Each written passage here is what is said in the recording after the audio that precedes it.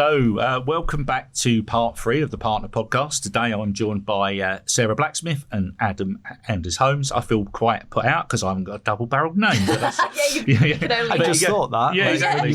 So, I don't want to say no. Right. Okay, moving on. We'd like to, the last bit of this podcast, I'd like to talk about diversity in engineering because I know it's close to both your hearts and you're big advocates of it. So the first bit I'd like to ask you both on this is how does increasing diversity within the workforce impact innovation and problem solving in manufacturing and engineering? Yeah, well, I mean, I think positively is the short answer to that. So from my point of view, I think Adam's as well, the more diversity you can get of thinking and, that comes from people with different experiences, different backgrounds, different ways of thinking, different lived experiences. You're going to get people thinking of different solutions to different problems. So, we've got all the same people who from all the same backgrounds. That you're only going to get, you're only going to get the same answer, aren't you? Yeah, absolutely. And we as a team, I think, within motion control especially, we've got quite a diverse team, and I think it's working really, really well because we've got people with, Siemens only knowledge, we've got people with external knowledge in the marketplace, and it's really working as, because we're being quite creative as a team. I think we're really thinking about what our business looks like and how we do our business. And that takes a lot of effort to put those ideas together. But having a diverse team means you've got lots of thought that's brought into that mix, and you come to some really balanced but really good conclusions.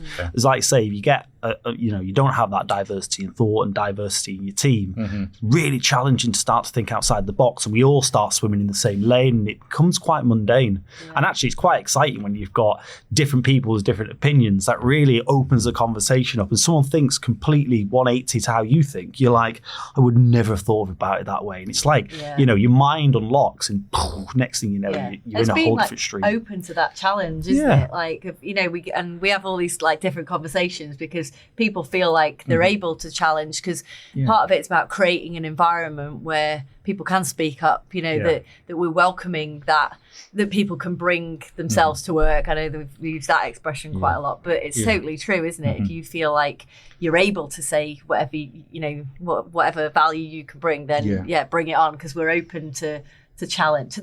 Yeah, maybe a bit too much open, especially me. I'm a little bit outspoken, but but then that's only because I bring my whole self to work. Like you say, I used to be a lot more reserved when I first started at Siemens, on the undergraduate program. I wouldn't say boo to a goose. Now look at you. No, I know. Don't. Let's not unpick that one. We haven't got long enough, no. No. But it's all about, for me, that's all about the culture in our organisation as well, that fosters and allows people to be bring them whole selves to work. And there are loads of studies that actually show that companies that are more diverse are more productive, they're more competitive, they're more successful. So, but that comes from you're bringing new ways of doing things, different challenges, and you're answering some of those challenges before your competitors might be as well. So fair point. Yeah. And if you think about what we're trying to do, Siemens and our partners, is solve challenges of our customers and UK manufacturing. If we all think the same, we'll all come to the same outcome. And sometimes the outcome is there's nothing we can do. Yeah. When really what we need to start to do, start to think outside the box. We'll only get to that sort of yes, we'll be able to solve your challenge, is when we get that real diversity in engineering. So that's why not only is it important for us in Siemens, it's important for our partners to have that diversity in their workforce, because the challenges we get in as well, the challenges we get in are more diverse as well. Yeah, so we need more. There's more challenges. They want faster answers, and we're at if we don't think about how our diversity in our workforce actually can answer those challenges, what we're going to end up with is probably losing customers to other organisations that have that diversity of thoughts, because they are able to answer those challenges that industry face, and that means we just stand still, which is what we don't want to do. Yeah, exactly. So that's really interesting. You mentioned challenges, because what sort of challenges have we faced in attracting and retaining a diverse workforce, and how have we addressed these? Have you got any examples at all that you know of? Yeah, I mean, I think if I was to if you're thinking what do companies need to do, we've all got a challenge. Adam's spoken about it earlier in the podcast in terms of recruiting skilled people into our businesses, and part of that is gender. There's lots of other areas around diversity, but if I pick on the gender piece, there's 50% of the population in terms of females where we've got an opportunity to actually, if we can encourage more of those people to want to pick STEM topics at school and pick, engineering as a topic in college or in universities, there's only 26% of the manufacturing workforce that is female. Right. So there's a big percentage there that's missing, that we missed opportunity. So like one of the things that we've done at Siemens is wanting to be leaders in terms of creating an inclusive environment. So again, it's not just gender, it's other things. So I think it starts from the top in terms of setting, where do we want to be, showing those behaviours from a leadership point of view, but also taking action. So the gender equity programme has been a global programme that has been deployed locally in the UK. And that encompasses things like recruitment, looking at inclusive practices around recruitment, the language that we're using, having targets around a 50-50 split of applicants, inclusive, adverts that go out.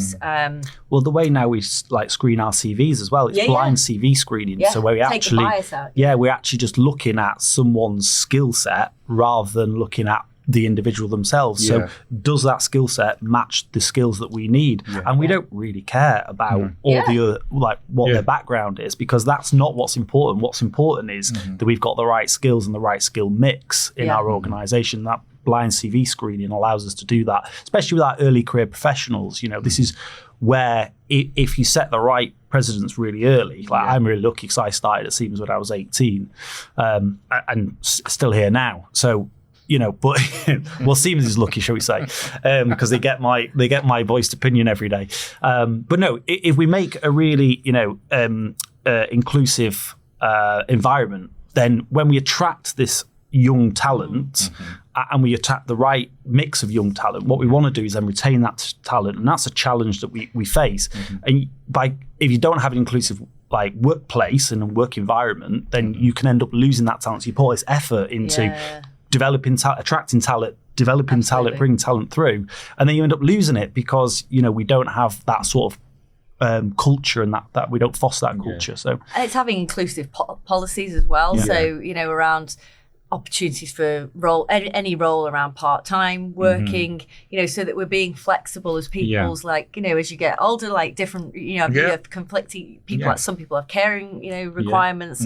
People have children, and so they need that more of that flexibility. So that's another area. I think actually assessing where you are as a business and where do you want to be. So what's the target, and reporting on that, or at least having that focus in terms of where do you want to be as a company. Because if you don't focus on it, if you don't measure it, then it's like anything, you're not really going to put any clear action as to what you're going to do. So I think some of those, but those are all challenges as well. The time to do that, putting that focus. It's not just as click fingers and it's all done. It's putting the effort in and deciding you want to do something differently as a business, and then working together with lots of different departments to actually deliver it.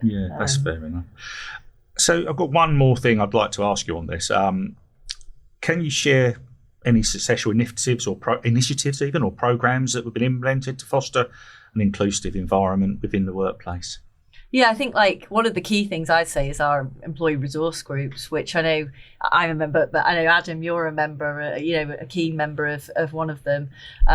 So we we have these employee networks, which are smaller groups of individuals who come together who have passion topics like the Pride Network. You're part of a different network. The Ambition, the disability one. So we're both part of two different employee networks, but this is where we can sit down in a really safe environment and we can talk about topics that are really important to our communities, shall we say. But we also have the freedom to then, if we want to push topics we think there's a policy change that's required, we've got that thought where we can all sit together and discuss that topic, and then we can also push that with the management if we need to. But it's good to have a safe environment, somewhere you feel safe. But what we there's a real balance, because what we don't want to do is when we create all these small communities, what we can do is start to isolate people, and then they feel like they don't fit in any of these communities, and that's the challenge, that you've got that balance to make everyone feel welcome. Yeah. By creating small groups, you can create some exclusivity. So I'm a little bit conflicted on the employee groups. I think they're great to bring communities together, and especially bring some of the shyer people out. Yeah. They've got a safe space. But then I also think we do need to be careful that we don't exclude people, that they don't feel part of any network. I'm just an employee. I just turn up. Yeah. You know, I want them to feel also that there's a network for them. Mm-hmm. But, you know, it could go on and on. Yeah. You could have thousands of networks. Well, it was. Well, I thought it was quite good last year. We had like an open day. Marketplace. Marketplace where anyone, each of the employee network groups, you know, had a stand, and that's just an opportunity then for anyone who, you know, if you feel like you just want to come and have a chat and find out about it, was quite good. But you're absolutely right. Yeah. I mean, that's absolutely great. So just to bring it back now to around the partners. To come there, I've got one sort of thing I always finish up on things, because it's been absolutely interesting. We could have gone on for hours, especially around the diversity and the sustainability bit. I'm not too bothered about the drives. No, I love the drives. I'm only joking. I get some people questioning the value of our partners, whether it be a solution partner or a distribution partner. How do you view the landscape of this? I mean, our partners are critical to our success. Yeah.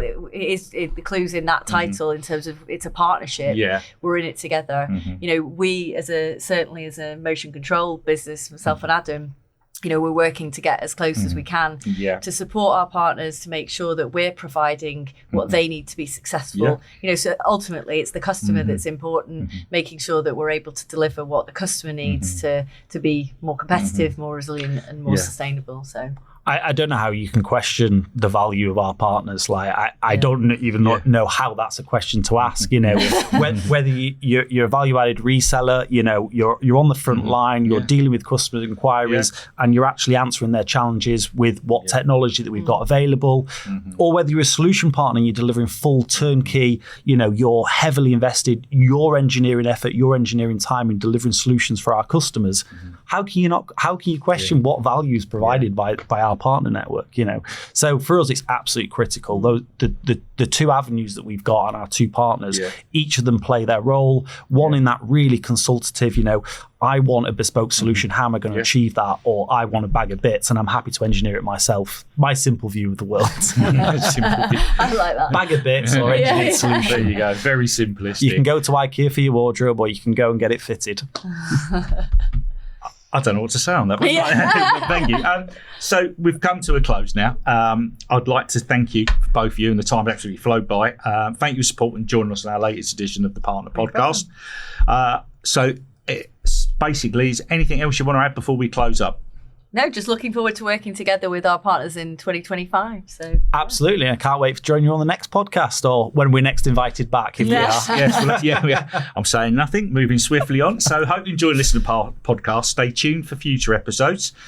We'd love it if you could like, share, and promote this podcast. My name's Mark Guttridge. Goodbye and stay safe.